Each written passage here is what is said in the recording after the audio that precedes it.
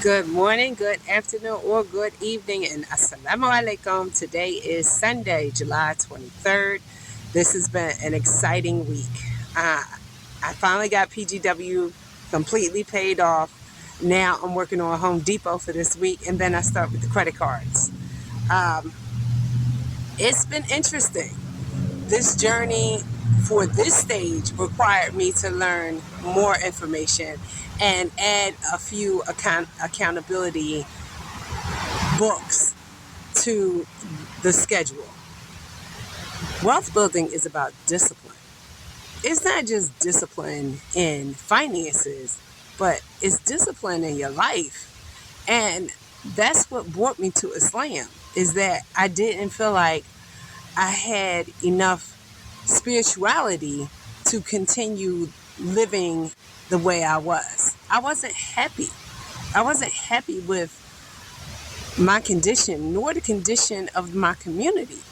So I was looking for something different, something that I could identify with. And it took me, many years to figure out that the discipline found in Islam was helping me on my wealth building journey.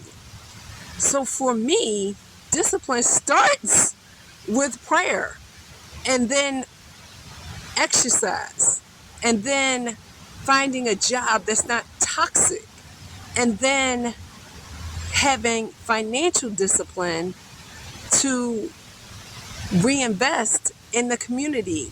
And now that I've learned those lessons, I have to discipline myself to teach them, because that's when you know. When you can teach it, that's when you know. So I feel like I'm just on the journey. And I'm happy to take other people with me because I can't do this by myself.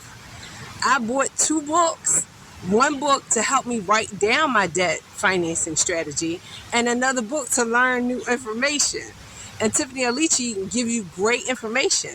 And I will say she's right when she says it starts with a budget. But you also have to be accountable to that budget. Because I find that many people will write stuff down, but they don't go back and look at it and measure their success. So not only do you need a budget, you need accountability. And for me, writing is accountability.